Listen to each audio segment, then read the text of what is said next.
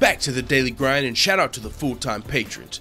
Make sure to hit subscribe if you're new and hit thumbs up if you're not a baby back bagel biting bitch boy, cause you know what time it is. It's full time. MMA. When speaking with Joe Rogan on the Joe Rogan podcast, George St. Pierre said that he favored Nick Diaz in a fight against Tyron Woodley. I'm not gonna lie, I was listening to the podcast, and as soon as I heard GSP say, I really think Nick Diaz could beat Tyron Woodley, might be a good matchup for him. Nick Diaz, he keeps that pressure on you. He could probably, if he gets to the later rounds, Nick Diaz has the cardio. So just in case, if Tyron Woodley fades, Nick Diaz, you might have a good matchup. But all that was running through my head is, hey, Nick, you go fight him. Fuck that. Because this is the thing, right? Tyron Woodley has been wanting any of these. This is funny to me because I want to know Tyron Woodley's reaction to this, low-key. I want to know what Tyron Woodley has to think about GSP favoring Nick Diaz against him. Because Tyron Woodley's been wanting to fight GSP, Nick Diaz, Nate Diaz, Michael Bisping, anybody that's a household name or a money fight, Conor McGregor. I'm sure he'll fight fucking Habib at this point. Any big name fight Tyron Woodley has been wanting, but everyone's got an excuse. Oh no, I'm not scared of Tyron Woodley. It's all good. He just, low risk. But it's like, no, he's got the belt. That makes sense for someone like a Kamaru Usman. He's not ranked in the top 5. He don't have a belt. People don't want to fight him. Tyron Woodley's a champion, so you can't give me that low risk bullshit with Tyron Woodley unless you're just going for the biggest fight ever. I only want the biggest fight ever, which, okay, I get it. But still, it seems like you're playing politics to avoid Tyron Woodley, like everybody. Literally everybody. That's the only thing. If it was just one guy saying, oh, Tyron Woodley don't make sense. But no, all of these money fights, none of them want anything to do with Tyron Woodley. So it really leads you to the point, it seems like they don't want any smoke with him. And that's kind of where my mind went when I saw GSP favoring Nick Diaz. I was like, huh? I kind of get where he was coming from. And this is what GSP had to say.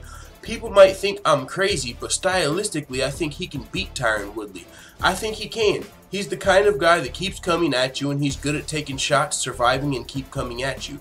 I remember when I fought him, it got terrifying because you got tired, and this guy keep coming at you, and he makes you feel like you're claustrophobic. So GSP was pointing out in his fight versus Nick Diaz, hey, I started to gas out, and I realized Nick Diaz still had cardio for days. So in my mind, I'm like, holy fuck, what do I do now? You start feeling claustrophobic because you're out of gas, and when you're out of gas and someone else isn't, you're at their mercy. Well, you kind of like Conor McGregor versus Nate Diaz in the first fight. It's like, oh shit, Nate Diaz hasn't went away. These shots normally put people away. Nate Diaz is still here. I'm starting to run out of energy. Nate Diaz is still coming forward. What the fuck am I about to do here? So Conor McGregor had to, after getting clipped up a little bit, shoot for a takedown, which wasn't his game. But that's kind of what GSP's talking about here. That cardio the Diaz brothers possess, that really will help in a fight if you're going against someone that's going to fade out. But this is the thing that GSP's not mentioning. This is the thing that's going to get Nick Diaz slept if he listens to GSP. Look, he said, he's the kind of guy that keeps coming at you. He's good at taking shots. Yeah, that's true and all. But nobody's good at taking Woodley bombs. Woodley's not just throwing regular shots at you. Woodley's not just throwing regular strikes at you. Woodley's throwing motherfucking haymakers, overhand rights that'll take the best of them out of their fucking off their feet. We saw what happened with Robbie Lawler. We saw what almost happened with Stephen Wonderboy Thompson in the first fight when Tyron Woodley connected. That shit's still crazy. Stephen Wonderboy Thompson's face after that connection. It was like, yo, he sat down, wasn't expecting it, and luckily for Stephen Wonderboy Thompson, Tyron Woodley tried to go for that guillotine, because if he would have followed it up with some ground and pound, with some more of that power, we might have had a whole different story in the welterweight division going on right now. But Tyron Woodley's not just some regular striker where you can just survive a couple of shots from. You can't just take Tyron Woodley's shots and expect to gas him out. It's not going to happen. Tyron Woodley's also a very smart champion. If he thinks you're trying to gas him out and play that game, he's going to conserve his energy. If he thinks you're just trying to ropey-dope him, gas him out, let him, gas out early in the fight and take advantage of him in the 4th and 5th round, he's going to have a slower 1st through 3rd round, so he still has energy in the 4th and 5th round. That's the thing about Tyron Woodley. He's not just a great fighter, he's also a very smart fighter. So it's not a good matchup for any of these guys that you might look at as the older legends of the sport. GSP came back and looked great against Michael Bisping. Michael Bisping, I'm sorry to say it, is no Tyron Woodley as far as in their prime champions of today. Michael Bisping got that middleweight belt, and there's a lot of people that wanted that opportunity versus Michael Bisping. Michael Bisping, everybody kind of knew, was not the best middleweight on the planet. Yes, he did get in there and shock the world versus Luke Rockhold, but even after that, before that, no one picked him to win that fight. He wasn't supposed to beat Luke Rockhold, and then after the fight, nobody really still respected it. Like, they're like, oh shit, it happened, but it's not like people started finding excuses to avoid Michael Bisping like he was just some savage, right? People were like, hey, I'll fight Bisping. People were willing to come up from 170 and fight Bisping. People were willing to fight him at catchweights. Everybody wanted to fight Bisping because he seemed like the easiest, biggest payday, the lowest risk, highest reward.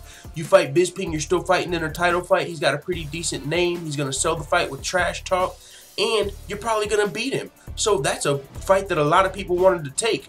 Tyron Woodley, a pretty big name. If you beat him, you get the belt, but you got to beat him. And it's a lot harder to beat a Tyron Woodley than a Michael Bisping at this point, because Tyron Woodley's the best welterweight on the planet. No one really looked at Michael Bisping as the best middleweight on the planet, as Tyron Woodley's the best welterweight. Michael Bisping was a guy, after he fought GSP, but after he won his belt, he went on to fight like the number 12th ranked Dan Henderson before fighting GSP.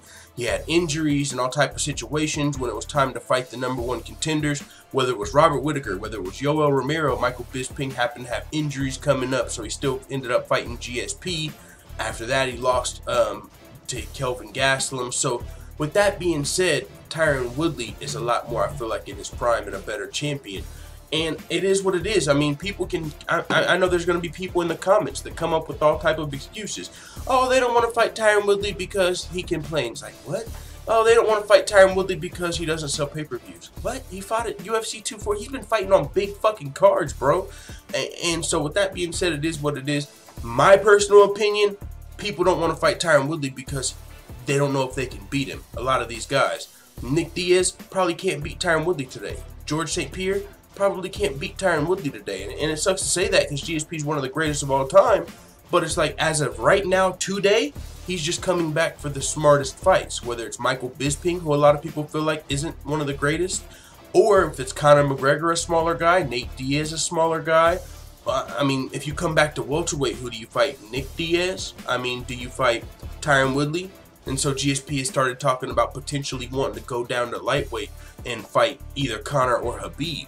But even if you do that, honestly, I mean, there's going to be people that say, hey, fuck it, it's Conor or Khabib. It's huge names. It's the biggest fights possible. And that's true if you're looking for money. And even legacy, those guys are household names. But if you're talking about welterweight legacy, it's kind of hard to ignore Tyron Woodley sitting there. But with that being said, GSP can still make history. You know what I'm saying? If he can go down to light heavyweight, it's going to be a cut he's never had to make before. He's going to be his 3rd title. He can be the first person fighting for a 3rd belt. And so I think that's going to be what GSP says to fight at 155. Like, I want to fight Conor or Khabib because I'm making history. If I beat Conor or Khabib or whoever has the belt when GSP moves down, if I beat them, then I can say I was the first person in the UFC to ever hold 3 belts. If I beat Tyron Woodley, everybody realizes I'm the best welterweight on the planet, but everybody already thinks I'm the best welterweight in the planet. You know, by beating Tyron Woodley, it's going to confirm it for everybody.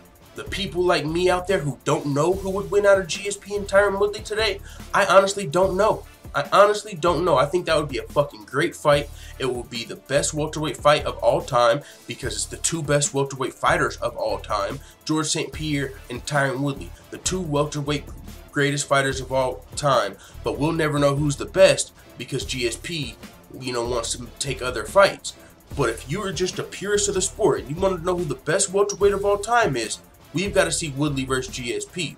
But that's not on GSP's radar. He's, you know, fighting Bisping, fighting other big fights, whether it's going down to 155 or who knows. He said if Nick Diaz can come back and get a win, that might motivate him to fight Nick Diaz.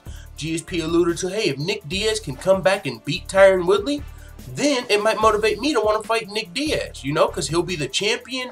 He'll be coming off of a win. So, and I guarantee that, in my opinion, I think that would happen. If Nick Diaz came back and fought Tyron Woodley, if Nick Diaz wins the belt, I think GSP would come back to welterweight to fight Nick Diaz. I don't think he'll fight Tyron Woodley at welterweight, but Nick Diaz might be a better matchup. And GSP's also a very smart guy. He's going to fight the highest reward, lowest risk. Tyron Woodley is a high reward because you become the greatest welterweight of all time, even though some people already look at you that way. And as far as the risk goes, though, it's very high risk. Tyron Woodley's the highest risk of all these fights. Out of Nate Diaz, out of Michael Bisping, out of Nick Diaz. Tyron Woodley's the hardest fight out of all of those, in my opinion, for GSP. Even when you're talking about Khabib and Conor, you know, who have been, well, Conor was a former featherweight going up to lightweight, so he just seems way smaller than GSP, who fought his entire career at welterweight. Khabib, dominant grappler, but it'd be kind of like more of the same. You know, he still fought at lightweight for a majority of his career. Khabib's never fought at 170. Honestly, not even too interested in it. So it would still kind of be like GSP going down and fighting the smaller guy. But hey, it is what it is. If I'm fucking GSP, I'm doing the same shit, and I'm sure you guys are too. If you got a team beside you that wants the best for you, if you got your brother, if you got your manager, if you got whoever that's looking out for you, they're going to also advise you, hey, Michael Bisping is clearly a better opportunity than Woodley at this point. You get a second belt. He's a better matchup. You still get a title. And next, what's better? Conor or Khabib, clearly. So with that being said, it is what it is. Let me know what you guys think about all of this in the comments. What do you think about GSP favoring Nick Diaz in a fight against Tyron Woodley? And what do you think about GSP's comeback? Who do you think he should return against? Honestly, I gotta admit selfishly, I would love to see GSP versus Tyron Woodley, but I don't think that's in the cards. So let the Full Time family know what you think in the comments. I'm out. And as always, thanks for checking out this video. If you want to join the notification gang, make sure you hit subscribe and also hit the bell next to it so you're notified every time I upload a video. And if you want to help this channel reach its full potential, consider hitting the PayPal link in the description or going to patreon.com/fulltimemma and becoming a patron. I'm out. This is #1 bullshit.